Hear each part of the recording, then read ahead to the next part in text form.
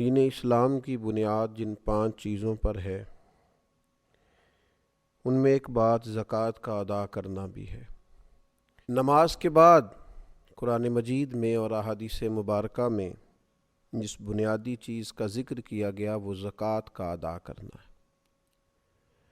اللہ تعالیٰ نے فرمایا وَأَقِیمُوا الصَّلَاةَ وَآتُوا الزَّکَاةَ، نماز قائم کرو اور زکوٰۃ ادا کرو۔ وَارْكَعُوا مَعَ الرَّاكِعِينَ، رکوع کرو رکوع کرنے والوں کے ساتھ۔ یہ جو زکوٰۃ ہے، یہ جو صدقات ہیں، یہ اپنی معنویت اور اپنے حسن کے لحاظ سے معاشرے کے اندر ایک عجیب سی خوبصورتی پیدا کرتے ہیں۔ امیر کا غریب کے ساتھ محبت کا رشتہ قائم ہوتا ہے، ضرورت مندوں کا اہل فضل کی طرف رجحان اور ان کا پھر غریب پروری کرنا معاشرے کے اندر حسن کو، اخوت کو، بھائی چارے کو فروغ دیتا ہے۔ صدقات کے نبی کریم صلی اللہ تعالیٰ علیہ وسلم نے جو فضائل بیان کیے اور ترغیب جو نبی کریم علیہ السلام نے ارشاد فرمائی، اس کی جاذبیت اور خوبصورتی کو اگر سمجھا جائے تو حضور علیہ السلام کا تھوڑا سا توجہ دلانا اور اس توجہ کے اندر حضور علیہ السلام نے جس طرح کی اہمیت اس چیز کو عطا فرمائی وہ عجیب سا دل کو ٹھنڈا کرتا ہے۔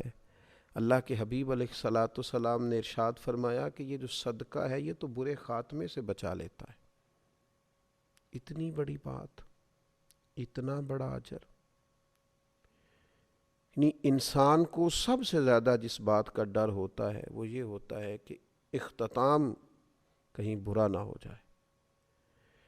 یہ صدقہ ایک ایسی چیز ہے جو سوء خاتمہ سے انسان کو محفوظ رکھتا ہے، اور ارشاد فرمایا کہ صدقہ عمر میں اضافہ کرتا ہے، 70 مصیبتوں کے دروازے بند کرتا ہے۔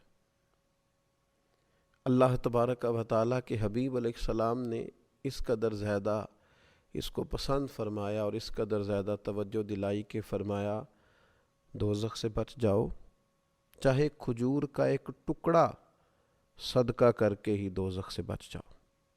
یہ چیز تمہارے لیے اللہ تبارک و تعالیٰ کی بارگاہ سے بہت بڑا انعام کا سبب بنے گی کہ تمہارے لیے دوزخ سے آزادی ہوگی۔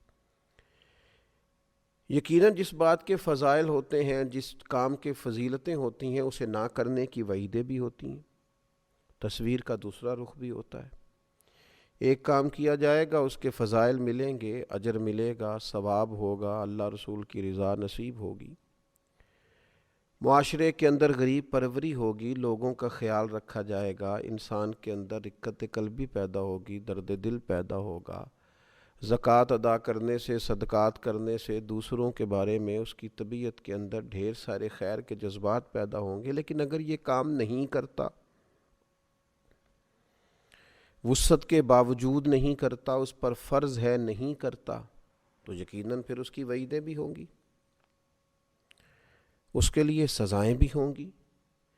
نبی پاک صلی اللہ تعالیٰ علیہ وسلم نے ارشاد فرمایا، سیاستہ میں موجود ہے، فرمایا جس مال کی زکوٰۃ نہیں دی جائے گی وہ زہریلے سانپ کی صورت اختیار کر کے قیامت والے دن انسان کے گلے کا توق بنے گا اور لوگوں کو ڈسے گا، ہوگا وہ مال ہی۔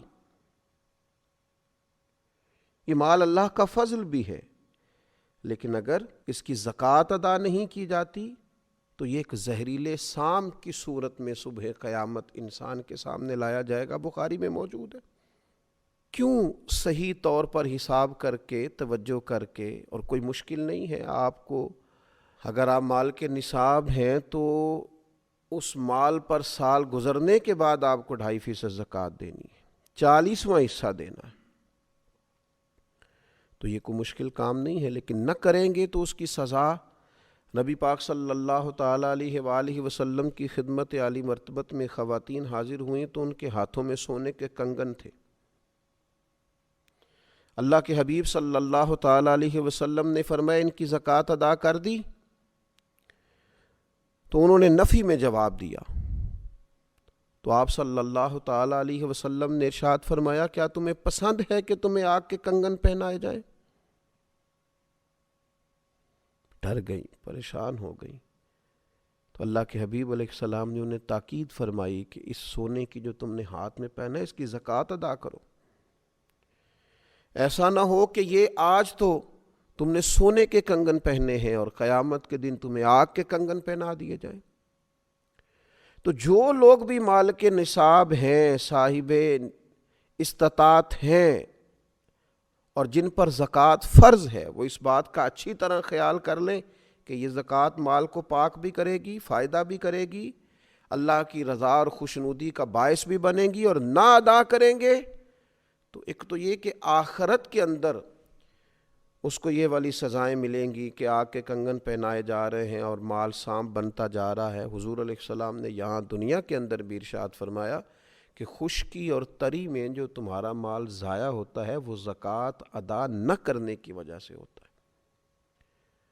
تو ایک تو بات یہ کہ زکوٰۃ ذمہ داری کے ساتھ ادا کی جائے، اس کام میں کسی قسم کی کوئی کوتاہی نہ کی جائے، کسی سستی کا شکار نہ ہوا جائے، لیت و لالا کا شکار نہ ہوا جائے، بہانے بازی نہ کی جائے. اس فرض کو فرض جانتے ہوئے، انتہائی حساس مسئلہ سمجھتے ہوئے اس کی فوری ادائیگی کا اور احتیاط سے بندوبست کیا جائے. اور پھر یہ کہ اس کے جو آداب ہیں، جو ایک مسلمان کوئی بھی عبادت کرتے ہوئے کچھ آداب کا خیال رکھتا ہے، ان آداب کا بھی پوری طور پہ خیال رکھا جائے. سب سے پہلی بات تو یہ کہ زکوٰۃ حسن نیت سے ادا کی جائے. زکوٰۃ کوئی پتھر پھینکنے والا عمل نہیں ہے کہ جیسے بھی پھینک دیں گے، خوش دلی سے پھینکیں یا بد دلی سے وہ لگ جائے گا. یہ زکوٰۃ تو اللہ کی بارگاہ میں دینی ہے. صدقہ کو پتھر پھینکنے والا عمل تو نہیں کہ جیسے بھی پھینکے لگ جائے گا. یہ تو خالص اللہ کی رضا کے لیے دینی ہے. تو اس کے بارے میں تو قرآن مجید نے فرمایا وَمَا تُنْفِقُونَ إِلَّا ابْتِغَاءَ وَجْهِ اللَّهِ، تم جو کچھ بھی خرچ کرتے ہو اسی لیے تو خرچ کرتے ہو کہ تمہیں اللہ کی خوشنودی حاصل ہو. تو حسن نیت، ارادہ حسین، دیتے وقت اللہ تعالیٰ کی رضا کے لیے خاص جذبہ. ایک بزرگ فرمایا کرتے تھے کہ میں تو جب صدقات دیتا ہوں تو جسے دیتا ہوں اسے اپنا محسن سمجھتا ہوں کہ دیکھو میں اسے دے رہا ہوں، بندے کو دے رہا ہوں اور راضی مجھ سے میرا اللہ ہو رہا ہے. تو حسن نیت پہلی بات. اور دوسری بات، ہر قسم کی تصنع سے بچا جائے، ہر قسم کے ریا سے بچا جائے.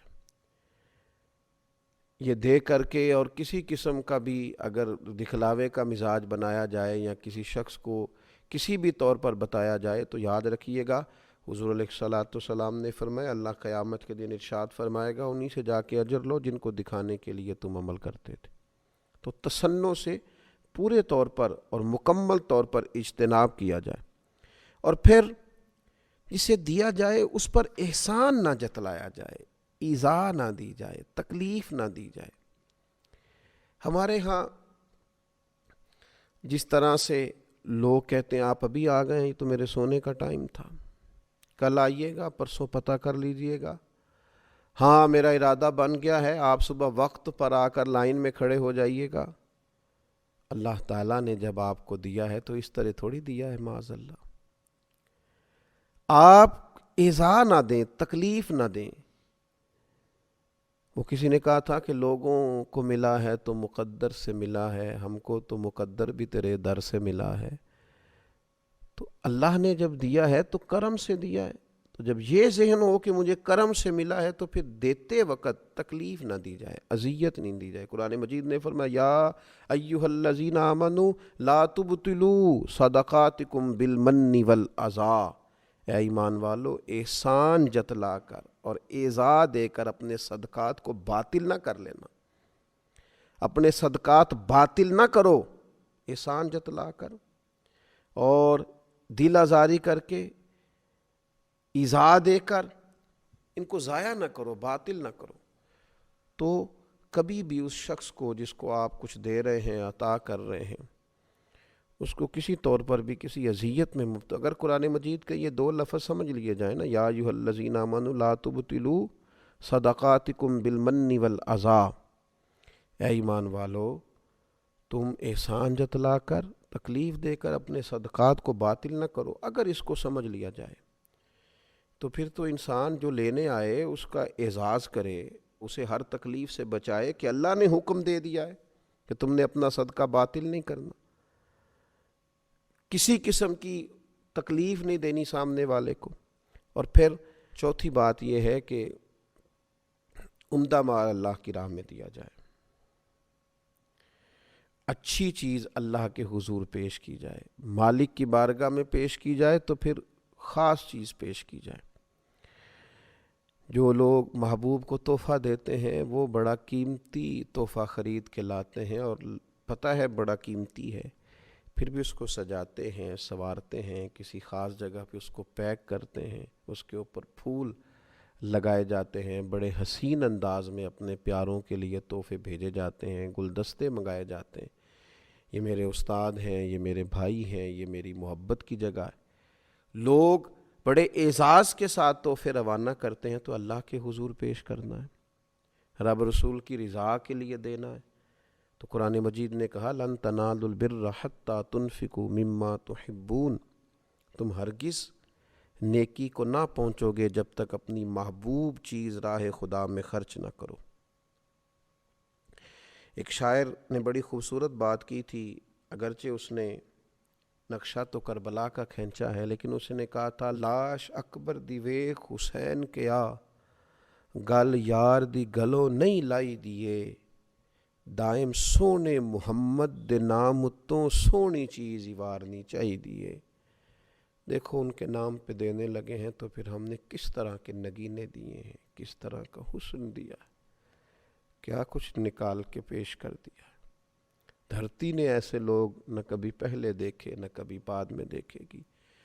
تو عمدہ مال پیش کیا جائے، اور پھر یہ بھی یاد رکھا جائے کہ اللہ پاک ہے اور پاک چیز کوئی قبول کرتا ہے، ہمیشہ حلال اور طیب ہی اس کی راہ میں پیش کیا جائے۔ اور آخری گزارش یہ ہے زکوٰۃ دینے کے معاملے میں کہ پھر یہ ماحول نہ بنایا جائے کہ میں بانٹوں گا تو لوگوں کی نظریں اپنے سامنے جھکاؤں گا۔ شکر گزاری لوگ میری کریں گے اور بہت سارے لوگ ایسے ہوں گے جو میرے سامنے نظریں جھکاتے ہوئے گزریں گے۔ فرمایا انما نطعمکم لوجہ اللہ لا نرید منکم جزاء ولا شکورا، وہ تو تمہیں محض اللہ کی خوشنودی کے لیے کھلاتے ہیں کھانا، نہ تم سے وہ کوئی بدلہ چاہتے ہیں اور نہ یہ کہ تم ان کی شکر گزاری کرو۔ اللہ کے بندوں کی تو شان یہی ہے کہ وہ تمہیں جب کھانا کھلائیں گے تو اس لیے کھلائیں گے کہ اللہ راضی ہو، وہ تو نہیں چاہتے نہ تم کوئی جزا دو نہ تم ان کا شکریہ ادا کرو۔ تو اللہ تبارک و تعالی ہمیں ان خوبصورتیوں کو پیش نظر رکھتے ہوئے زکوٰۃ ادا کرنے کی توفیق عطا فرمائے۔ وما علیہ الا البلاغ۔